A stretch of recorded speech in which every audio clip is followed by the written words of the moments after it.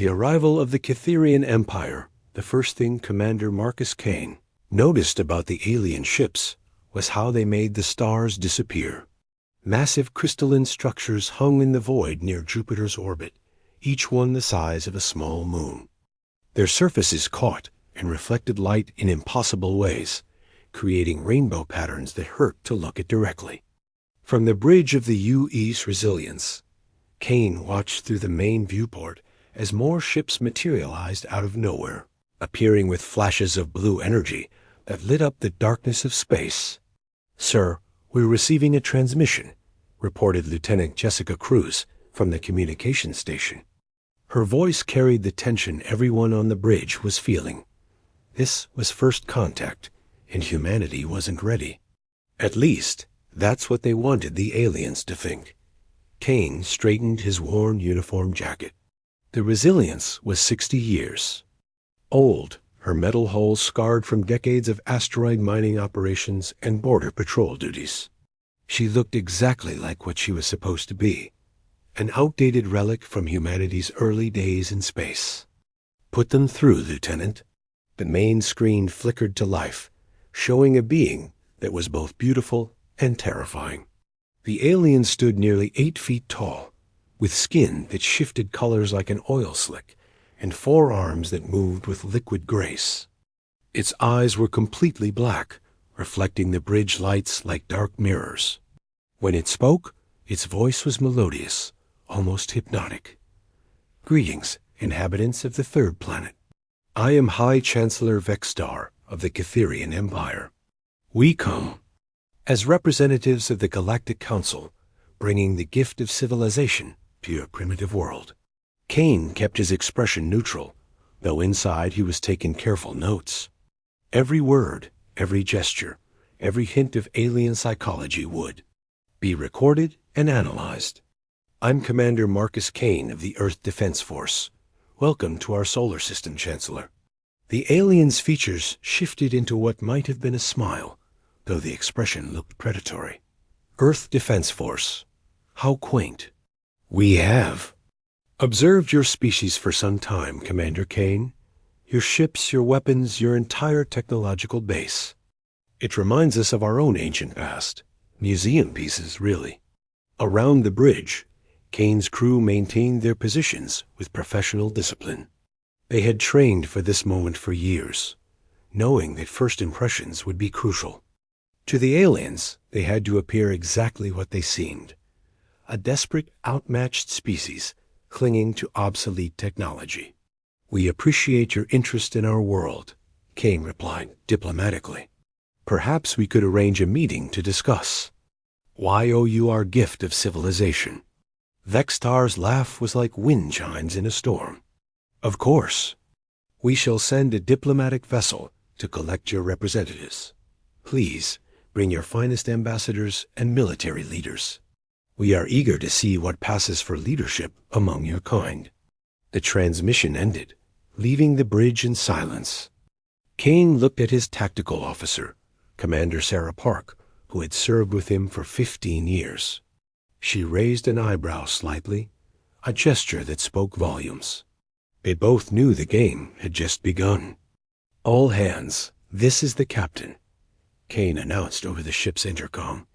"Prepare for diplomatic operations. Standard Protocol 7 is now in effect." Standard Protocol 7 meant something very specific to his crew. Maintain the facade at all costs. Let the aliens think they were primitive, desperate, and harmless. The diplomatic meeting took place aboard the Cytherian flagship, a vessel so large it had its own artificial gravity and weather systems. Ambassador Lyra Voss led the human delegation, chosen specifically for her ability to project exactly the right combination of dignity and desperation. She was accompanied by Admiral Robert Chun, a man whose scarred face and weathered hands told the story of humanity's violent expansion into space. The aliens received them in what could only be described as a throne room. Crystalline pillars stretched up into a vaulted ceiling that seemed to contain actual stars. Dozens of different alien species were present, each more exotic than the last. There were beings of pure energy, creatures that looked like living metal, and others that hurt to look at directly because they existed in too many dimensions at once. "Welcome, humans," Vextar said from a throne that hovered several feet off the ground. "Allow us to show you the wonders of true civilization." What followed was a carefully orchestrated display of alien superiority. They demonstrated weapons that could turn matter into energy, shields that existed in multiple dimensions, and drives that could fold space itself. Each display was accompanied by casual dismissal of human technology. "Your chemical rockets," said a being that looked like living lightning. "We abandoned such crude methods 50,000 years ago. Combustion engines are so primitive." Admiral Chun played his part perfectly, asking technical questions with the wide-eyed wonder of someone seeing magic for the first time. "How is such power possible? Our scientists have theorized about antimatter, but we've never achieved stable containment." The aliens laughed, a sound like breaking glass. "Antimatter is child's play," Vextar replied. "We harness the very fabric of reality itself. Your weapons fire metal slugs, do they not? We shape space and time as weapons." Ambassador Voss maintained her composure, though Kane could see the slight tension around her eyes through the video feed. She was recording everything, just as they all were. Every casual boast, every technical detail, every hint of alien overconfidence was being cataloged for later analysis. "Your ships are impressive," she said diplomatically. "But surely there must be some way for our species to coexist peacefully." Vextar's expression became patronizing. "Of course, little human. The Galactic Council is nothing if not generous. We offer your species protection, trade agreements, and access to technologies beyond your wildest dreams. All we ask in return is cooperation." The terms were laid out with casual brutality.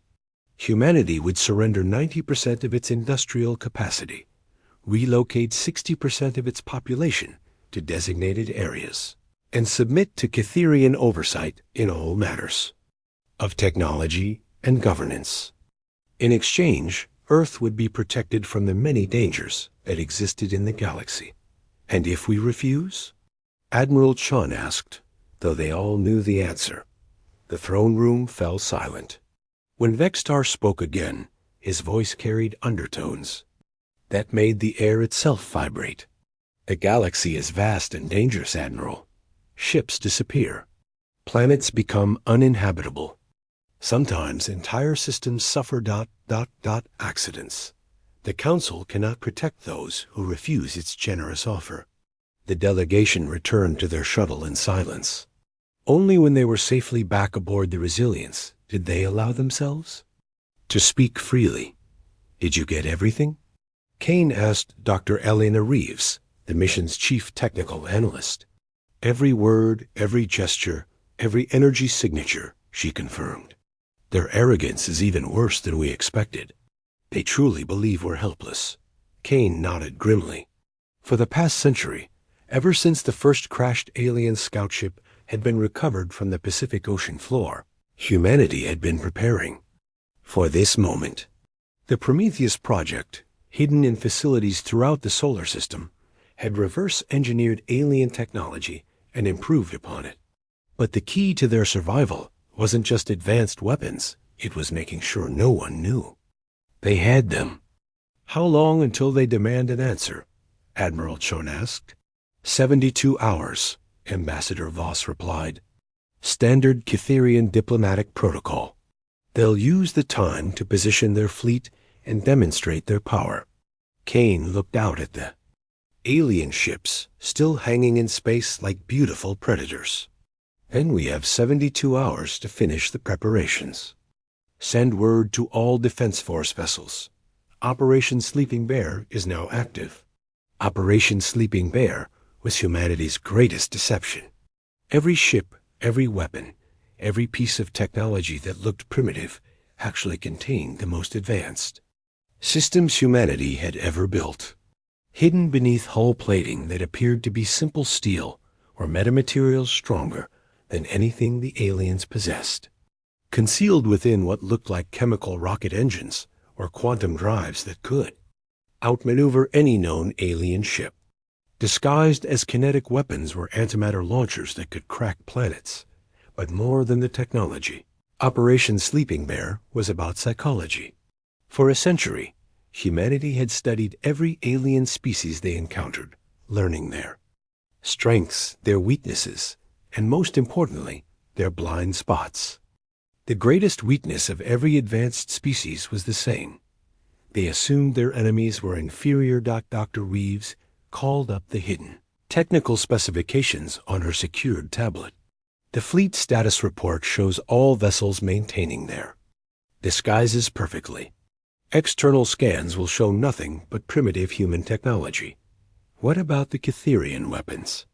Kane asked. Their plasma cannons are impressive, but they're designed to overwhelm enemy shields through brute force.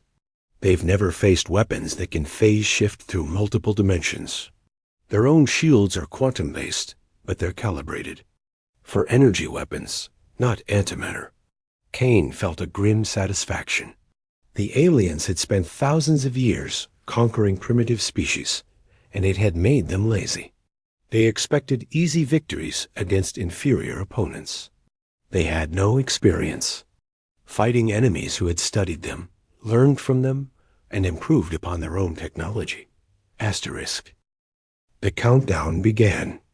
Across human space, defensive fleets moved into position, their external appearances suggesting desperate last stands while hiding the most sophisticated war machines humanity had ever created. In hidden facilities throughout the solar system, scientists and engineers made final preparations for the revelation that would change the balance of power in the galaxy forever. As the 72 hours ticked away, Kane found himself thinking about the nature of deception. The aliens saw old ships with metal hulls and assumed weakness. They heard diplomatic language and assumed fear. They looked at humanity and saw primitives to be conquered or controlled. They were about to learn the most important lesson in galactic history. Never judge a species by the age of their ships. Sometimes the greatest strength was letting your enemy believe you were weak, right up until the moment you proved them catastrophically wrong. The final hour arrived with a transmission from Vexstar's flagship.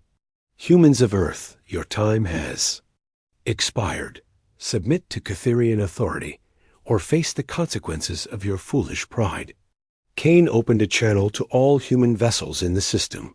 His voice was calm, professional, and carried the weight of a century of preparation. All ships, this is Admiral Kane. The aliens have made their choice. Now we show them ours. Operation Sleeping Bear is now Operation Rising Dragon. All vessels, drop your disguises and reveal our true nature. The moment of truth had arrived. Humanity was about to show the galaxy what they were really capable of. Asterisk. The Counter-Strike revelation. The first shot came without warning. A lance of pure plasma tore through the void, striking the human mining station Prospect 7 with devastating precision. The station, which had been operating in the asteroid belt for 30 years, simply ceased to exist. Where there had been metal and machinery, there was now only expanding gas and debris. Aboard the Cytherian flagship, Admiral Zephyros watched the destruction with satisfaction. He was Vexstar's military commander, a being whose skin was like polished obsidian and whose eyes glowed with inner fire. Around him, the bridge crew operated weapon systems that could sterilize planets. An effective demonstration, he said to his tactical officer. Broadcast the recording to all human vessels. Let them see the fate of those who defy the Empire. The message went out across all frequencies, showing the mining station's destruction in slow motion. To the Cytherians, it was a warning shot, designed to break human resistance without requiring a full-scale battle. They expected immediate surrender, followed by decades of profitable exploitation. Instead, They received a response that would echo through galactic history. Commander Kane's voice came through the communication arrays, calm and measured. Cytherian Fleet, this is Admiral Marcus Kane of the Earth Defense Force. You have fired upon a civilian target without provocation. This act of aggression will not go unanswered. Admiral Zephyros actually laughed. Unanswered? Little human, you have no idea what you face. Your primitive weapons cannot even scratch our shields. The human response came in the form of movement. Across the solar system, the human defense fleet began what appeared to be a panicked retreat. Ships that had been holding defensive positions suddenly accelerated away from the alien fleet, their engine burns visible as bright points of light against the darkness. They flee, observed the tactical officer with amusement. Shall we pursue? And finish this quickly? No, Zephyros said thoughtfully. Let them run. Chase them to Earth itself. When we destroy their ships in sight of their home planet, the psychological impact will be perfect. Any remaining resistance will collapse. The Cytherian fleet moved forward like a school of deadly predators. 1,200 ships of impossible beauty, each one capable of destroying cities with a single shot. Their formations were perfect, their weapons charged, their confidence absolute. They had conquered 1,000 worlds exactly this way, and Earth would be no different. But something was happening aboard the human ships that the aliens couldn't detect. Internal hull plating was sliding away to reveal hidden weapon systems. Disguised engine components were reconfiguring themselves into their true forms. Most importantly, the quantum field generators that had been disguised as simple nuclear reactors were coming online. King stood on the bridge of the Resilience, watching his tactical displays update in real time. Around him, his bridge crew worked with the precision of musicians, performing a symphony they had rehearsed for years. All ships report ready, Commander Park announced. Disguise systems are offline. True capabilities are now available. Kane nodded. For 100 years, humanity had prepared for this moment.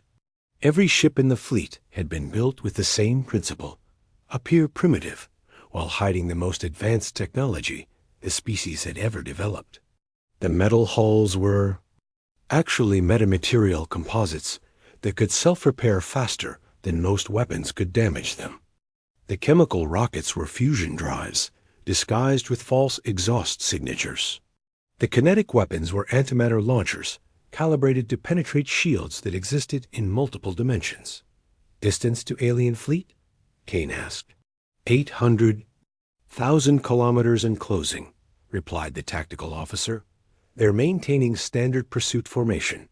No defensive measures active. Kane felt a moment of genuine pity for the aliens. Their overconfidence was about to become their destruction. All ships, prepare to implement Operation Dragon's Breath. On my mark, drop all disguises and engage with full capabilities. Across the fleet, similar preparations were taking place. Captain Maria Santos aboard the destroyer Defiant was checking her antimatter ammunition counts. Colonel James Wright on the heavy cruiser Retribution was bringing his quantum phase cannons online.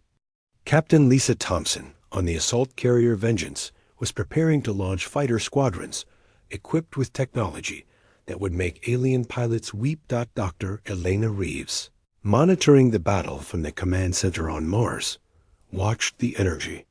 Readings with professional interest. All ships showing green across the board. Quantum drives are at 100% efficiency. Antimatter reserves are full. Phase shield generators are synchronized. Asterisk, the Cytherian fleet continued its pursuit, confident in their superiority. Admiral Zephyros studied the tactical displays with the casual interest of a predator watching prey. The human ships appeared to be fleeing toward Earth's moon, probably hoping to use it as cover for their desperate last stand. Weapons range in 30 seconds, his tactical officer reported. Prepare to destroy the lead vessels, Zephyros commanded. Target their engines first. I want them crippled, not vaporized. Broken ships fleeing home will demoralize their population more effectively than debris fields. But as the alien weapons charged, something impossible happened. The human ships suddenly stopped running. In a coordinated maneuver that defied physics as the Catherians understood it, the entire human fleet executed a perfect turn and faced their pursuers. But more than that, the ships themselves were changing. Hull plating slid away like shed skin, revealing gleaming surfaces that hurt to look at. Weapon ports that had appeared small and primitive expanded to show the true size of the systems behind them. Most shocking of all, the energy signatures of the human vessels spiked to levels that should have been impossible. What ... Admiral Zephyros began, but his words were cut off as the human fleet opened fire. The first volley was devastating in ways the Catherians had never experienced. What appeared to be simple kinetic rounds passed through their shields as if they didn't exist. Antimatter warheads detonated inside Catherian hulls, turning advanced starships into expanding balls of plasma. Phase-shifted torpedoes materialized inside alien engine rooms, destroying vital systems from within. Asterisk. In 30 seconds, the Catherian vanguard lost 60 ships. Impossible, Zephyros roared. Our shields are quantum-based. Nothing should be able to penetrate them. His science officer's voice shook with disbelief. Admiral, the human weapons are phase-shifted through 11 dimensions simultaneously. They're not trying to penetrate our shields. They're bypassing them entirely. The second human volley arrived before the aliens could respond. This time, the attack was even more devastating. Human ships that had appeared to be slow and clumsy suddenly demonstrated maneuverability that made Catherian pilots look like amateurs. They danced between alien formations, their weapons firing with precision that suggested they knew exactly where to hit for maximum effect. Kane watched the tactical display with grim satisfaction. Every alien ship type, every weapon system, every defensive measure humanity had studied them all through decades of careful observation and analysis. They knew which ships had redundant shields, which ones carried antimatter reserves, and which ones would explode spectacularly when hit in exactly the right place. Target the command vessel, Kane ordered. Show them what we're really capable. OF. The Resilience, a ship that had appeared to be 60 years old and obsolete, suddenly accelerated at 18 gravities while maintaining perfect stability for her crew. Her main weapon, which had looked like a simple mass driver, revealed itself to be something far more sophisticated. The antimatter torpedo it launched didn't just travel through normal space. It phased in and out of 11 dimensions, making it impossible to track or intercept. The torpedo struck Zephyros's flagship amidships, and the detonation tore through 60 decks before the ship's emergency systems could react. The Admiral found himself thrown across his bridge as artificial gravity failed. Damage report, he demanded, struggling to regain his footing. 60% of our primary systems are offline, his tactical officer reported, her voice tight with shock. Weapons, shields, and drives are all compromised. Admiral, how are they doing this? These are the same ships we scanned 3 days ago. Admiral Zephyros stared at the tactical display, watching his superior fleet being systematically dismantled by enemies he had dismissed as primitive. The truth was beginning to dawn on him, and it was more terrifying than any weapon. They deceived us, he whispered. Everything we saw, everything we scanned, was all false. They wanted us to underestimate them. The human fleet pressed their advantage with ruthless efficiency. Ships that had seemed slow and outdated now demonstrated they could outmaneuver anything in space. Weapons that had appeared crude and primitive revealed themselves to be more advanced than anything the Galactic Council had ever developed. Most devastating of all, the humans fought with perfect coordination as if they had been planning this battle for decades. Because they had been. Kane opened a communication channel to the Cytherian flagship. His image appeared on Admiral Zephyros's main screen, and for the first time, the alien saw the human commander's true nature. This wasn't a desperate primitive fighting for survival. This was a predator who had been patiently setting a trap. "Admiral Zephyros," Kane said calmly, "I believe we need to talk. Your fleet is defeated, but I'm prepared to accept your surrender. If you're willing to negotiate like civilized beings." Zephyros looked around his ruined bridge, at the tactical displays showing the systematic destruction of his fleet, at the faces of his crew, who were beginning to understand the magnitude of their defeat. Pride warred with practicality, but survival. 1. What are your terms?" he asked, the words tasting like ashes. "Simple," Kane replied. "You return to the Galactic Council and tell them exactly what happened here. Tell them that humanity is not a primitive species to be conquered. Tell them that Earth is under our protection, and any further acts of aggression will be met with appropriate force." On the bridge of the Resilience, Commander Park leaned close to Kane. "Sir, we're receiving priority transmissions from 17 different alien species. They all want to open diplomatic relations immediately." Kane smiled grimly. Word of the battle was spreading through alien communication networks faster than light. Species that had never given humanity a second thought were suddenly very interested in establishing peaceful relationships with the civilization that had just humiliated. The Cytherian Empire. Dr. Reeves's voice came through the communication system from Mars. "Admiral, we're detecting quantum fold signatures throughout the outer system. Multiple species are sending diplomatic fleets. I count at least 30 different civilizations requesting immediate audience." The battle for Earth's survival was over, but the real work was just beginning. Humanity had announced their presence to the galaxy in the most dramatic way possible. They were no longer the primitive species hiding on the edge of civilized space. They were players on the galactic stage, and everyone wanted to know what they were capable of. Kane looked out at the stars, knowing that everything had changed. In the space of an hour, humanity had learned the most important lesson in galactic politics. Sometimes the greatest strength was patience. They had waited, studied, prepared, and struck at exactly the right moment. The galaxy would never underestimate them again. "All ships," Kane announced to his fleet, "stand down from combat status, but maintain full readiness. I have a feeling we're going to be very busy in the coming days." Admiral Zephyros, commander of a broken fleet and representative of a humbled empire, could only watch as the species he had thought of as primitive began dictating terms to the galaxy itself. The age of human expansion had begun, and it would reshape everything the civilized galaxy thought it knew about power, strategy, and the wisdom of underestimating a species that looked weak but thought in centuries. The deception was over. The truth had been revealed, and the galaxy would never be the same.